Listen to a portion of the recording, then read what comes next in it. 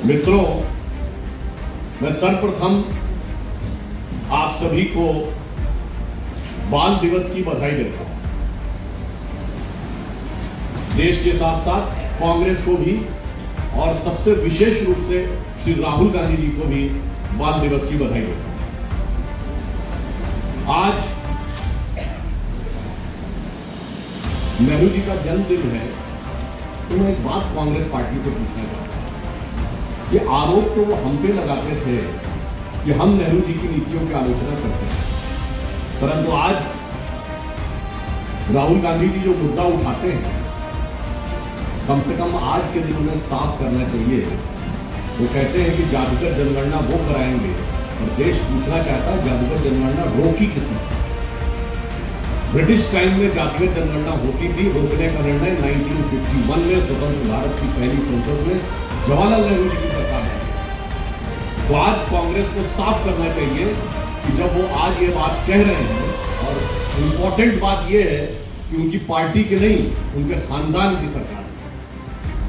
अब या तो वो ये कह दें कि नेहरू जी अब गलत साबित हो गए, या ये कह दें कि अप्रासंगिक हो गए। तो मैं से एक बात को स्वीकार करना पड़ेगा। Either they should come out categorically and saying that now Nehru was wrong, or he has become irrelevant. परंतु इसी के साथ साथ मैं राजस्थान की जनता को और देश की जनता को भी एक चीज के लिए और बधाई देना चाहता हूं। दीपावली का पर्व अभी गुजरा है, छठ का पर्व आ रहा है।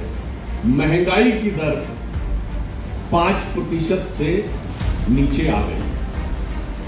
इस घनघोर विपरीत परिस्थितियों में जब संपूर्ण विश्व आर्थिक चुनौतियों से जूझ रहा है, तो अभी जो लेटेस्ट महंगाई की दर कल आई है वो 4.87% है। और ये बात इसलिए बहुत रिलेवेंट हो जाती है कि राज्यवार महंगाई की दर में जो टॉप 3 के राज्य थे, उनमें राजस्थान शुमार हुआ। जुलाई के महीने में 9.6% महंगाई की दर हुआ करती थी। और यह बात मैं इसलिए भी कहना चाहता हूँ कि जो लोग ये कहते थे कि अर्थव्यवस्था को तबाह कर दिया, बर्बाद कर दिया, उन्हें देखना चाहिए महंगाई की दर, इन्वेस्टमेंट, और अभी जो दीपावली का सीजन गुजरा है उसमें कारों से लेके ऑटोमोबाइल से लेके सोने तक 20% से लेके 24% तक अधिक खरीदारी हुई। ये नहीं करे, इसका मतलब विपरीत परिस्थितियों में मोदी के नेतृत्व में धीरे धीरे अर्थव्यवस्था सामान्य स्थिति की तरफ जा रही है। मगर अफसोस की बात यह है, इनको ये कहते हैं कि इन विषयों से मतलब है, पर इन विषयों से मतलब नहीं है। उनको विकास, महंगाई, आर्थिक विकास दर से मतलब नहीं है। और यह बात मैं यहाँ जयपुर में इसलिए कहना चाहता हूँ, कुछ साल पहले की बात है। आपको याद हो, जयपुर में कांग्रेस ने एक रैली की।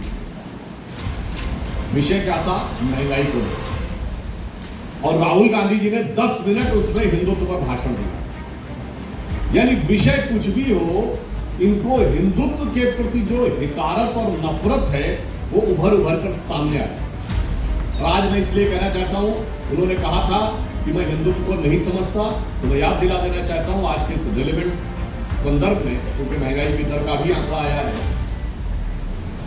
जब उनकी सरकारों का दौरे हुकूमत था, 80 का दशक याद करिए, 2/3 बहुमत की इंदिरा जी की सरकार, 3/4 बहुमत की राजीव गांधी जी की सरकार।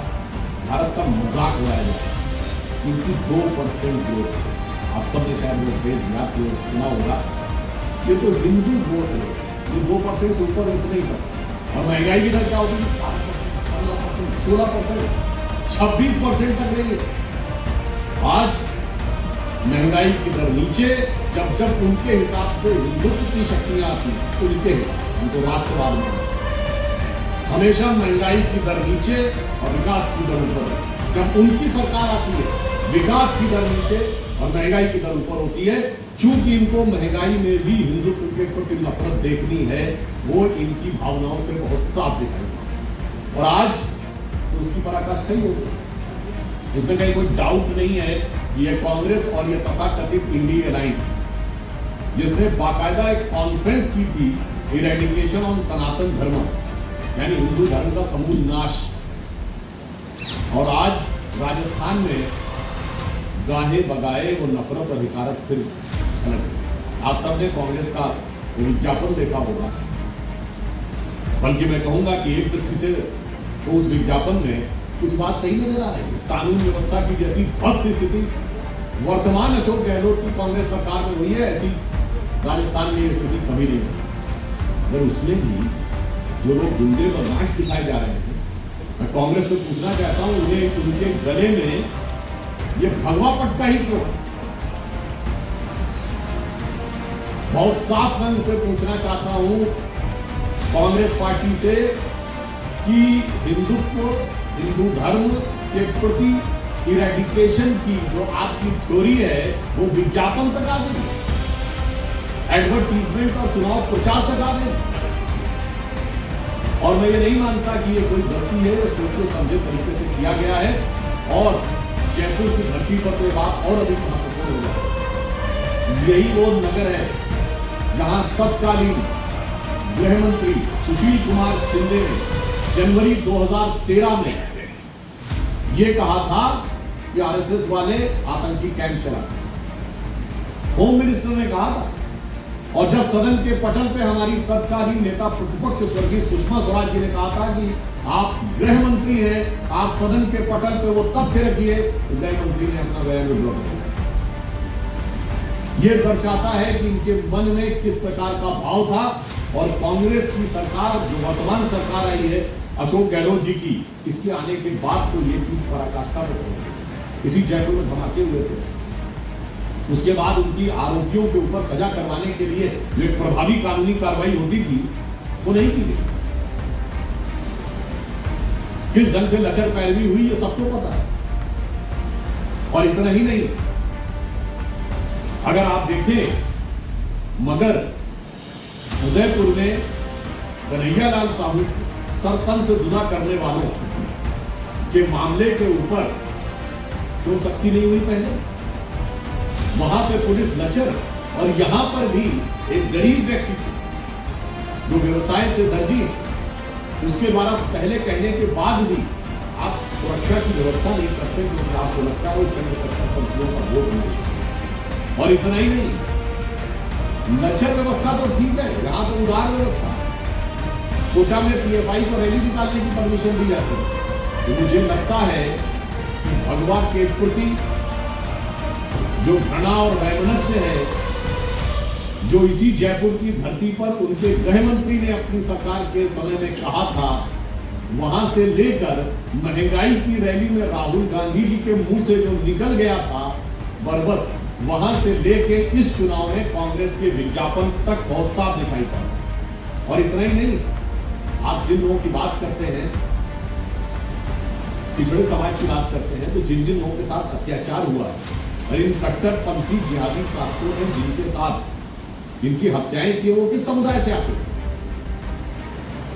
उनके प्रति किसी प्रकार की कोई चिंता नहीं है। चाहे वो भीलवाड़ा में आदर्श हो, चित्तौड़ के रतनलाल सोनी हो, झालावाड़ के कृष्णा वाल्मीकि हो, अलवर के हरीश जाटव और योगेश जाटव।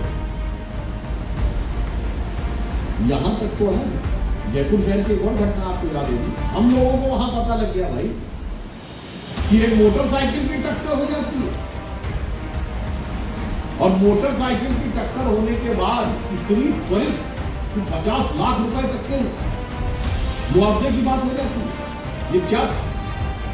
फिर मैं याद दिलाना चाहता हूं कि जयपुर से अशोक गहलोत जी ने एक बार आह्वान किया पिछले चुनाव में कि जयपुर को घूंघट मुक्त बनाए, आप सबको याद है। फिर कांग्रेस पार्टी कहती है मगर हिजाब युक्त बनाए। गजब है साहब, घूंघट का विरोध है और हिजाब का समर्थन है, बुर्के का समर्थन है।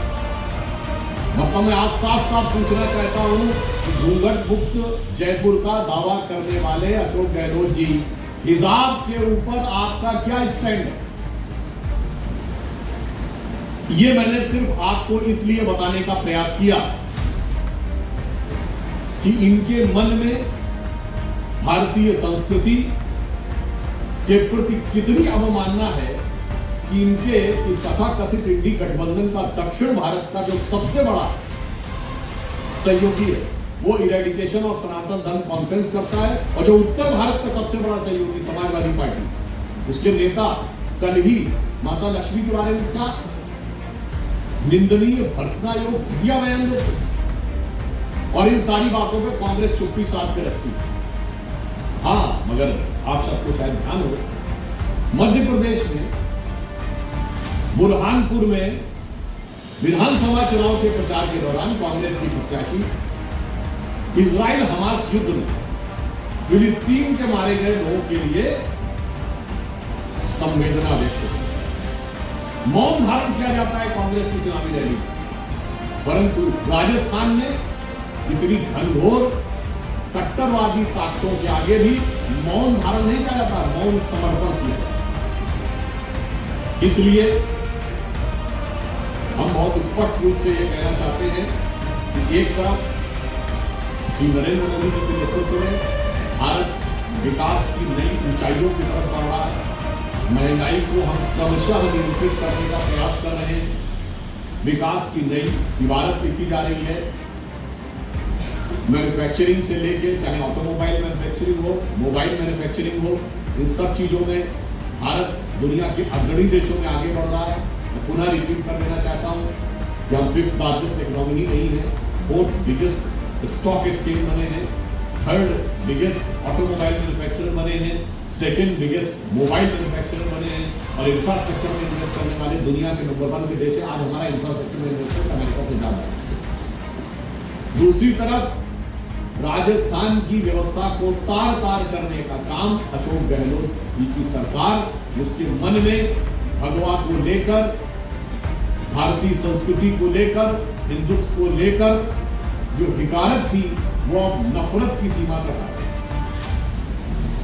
इसीलिए उनके विज्ञापन में ये बात दिखना ये दर्शाता है कि ये उनके मन की जो भावनाएं हैं वो इतने निचले और क्षुद्र स्तर पर आ गई हैं कि वो अपने विज्ञापनों के प्रचार में भी भारतीय संस्कृति और हिंदुत्व को कलंकित करने का कोई भी अवसर नहीं छोड़ा।